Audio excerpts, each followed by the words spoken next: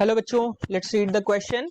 Question says a tennis ball is dropped on the floor from a height of 20 meter.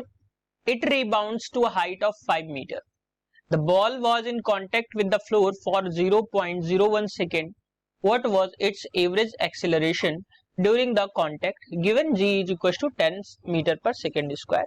4 options given here. We just have to find out the solution. सो बच्चों हम यहाँ पे solution की बात करेंगे तो ध्यान रखिए, पहले हम देखेंगे की कॉन्सेप्ट। बच्चों जो फोर्स होता है वो न्यूटन के सेकेंड लॉ से क्या होता है, F is equals to ma।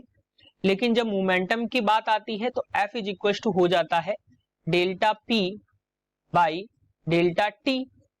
और जहां पे डेल्टा P यानी चेंज इन मोमेंटम है, तो चेंज इन मोमेंटम की अगर हम बात करते हैं तो डेल्टा P की वैल्यू जो हमें यहां से मिलेगी वो मिलेगी m, और चेंज इन वेलोसिटी यानी कि v2 माइनस v1।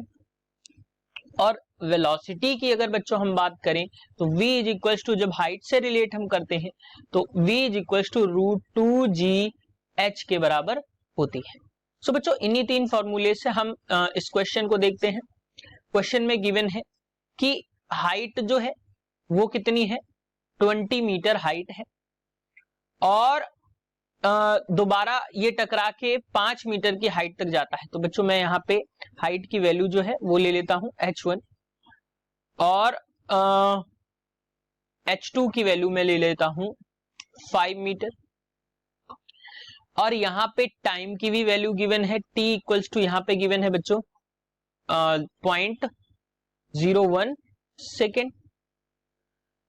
और मुझे निकालना है कि एवरेज एक्सेलरेशन कांटेक्ट के ड्यूरिंग क्या होगा। सो बच्चों यहां से अगर हम देखें तो जब कॉलिजन हो रहा होगा तो इसके जस्ट बिफोर जो वेलोसिटी हमने मान ली v1, बिफोर कॉलिजन जो है वो वेलोसिटी v1 है, और v1 क्या होगा, √2gh1 के बराबर होगा।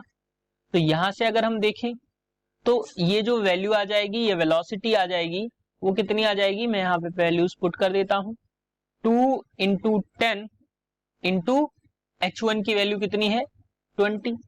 तो यहां से जो v1 की वैल्यू आ जाएगी वो आ जाएगी 20 मीटर पर सेकेंड, और ये वेलोसिटी होगी नीचे की तरफ यानी कि डाउनवर्ड्स लग रही होगी। अब मैं बात करूं रिबाउंड वेलोसिटी की, तो रिबाउंड वेलोसिटी मैंने मान ली v2 है इक्वल्स टू, अब रिबाउंड है तो मैं माइनस यहाँ पे दिखा रहा हूं, इसका मतलब है कि ये निगेटिव है, और 2gh2 हो जाएगी। तो बच्चों अब मैं यहां से पुट करूं तो यहां से जो वेलोसिटी आ जाएगी वो आ जाएगी आपकी 2 इंटू 10 इंटू 5, यानी कि यहां से आपको v2 की वैल्यू जो मिलेगी वो -10 मीटर पर सेकेंड मिलेगी, और ये मिलेगी अपवर्ड। तो ये माइनस जो है ये अपवर्ड डायरेक्शन को शो कर रहा है।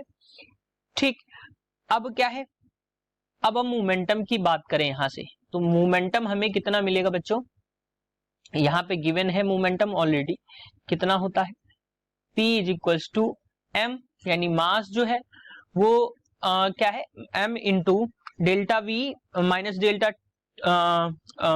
m into v2 minus v1 करेंगे हम, तो m हमने मास गिवन नहीं है, मैंने m ही रखा, और यहां से जब हम निकालेंगे तो ये आ जाएगा -10 minus v2 minus v1 minus v2 करेंगे तो ये हमें वैल्यू जो है वो मिल जाएगी -10 माइनस 20, तो ये p की वैल्यू हमें मिल जाएगी -30 जो है, यहां से हमें -30 मीटर जो है इसका ये मिल गया। अब जो हम इसको नेक्स्ट स्लाइड में देखते हैं, p की वैल्यू हमें निकल चुकी है। तो एवरेज फोर्स की अगर हम बात करें तो F इज इक्वल टू जो लग रहा होगा वो ma के बराबर लग रहा होगा, और यही F आपको पता है लगेगा P डेल्टा कितना लगेगा, डेल्टा मैंने अभी पीछे लिख रखा है, आप देखिए जो यहां से F जो लगेगा वो delta P by delta T के भी होगा, तो मैं यहाँ पे लिख देता हूं delta P by delta T।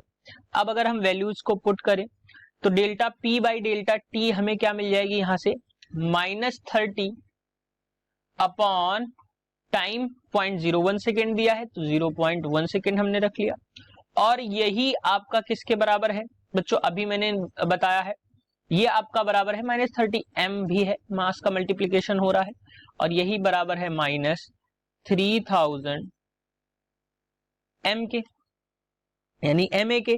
तो अब जो हम यहां से देखें तो यहां से एवरेज एक्सीलरेशन जो आ जाएगा, एवरेज एक्सीलरेशन जो आ जाएगा वो कितना आ जाएगा,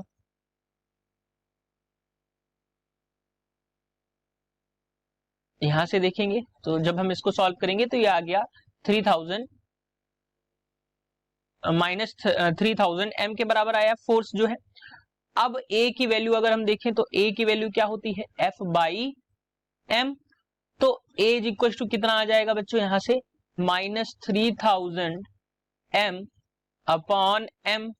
सो बच्चों यहां से जो वैल्यूज हैं m की वैल्यूज आपकी कैंसिल आउट हो जाएंगी।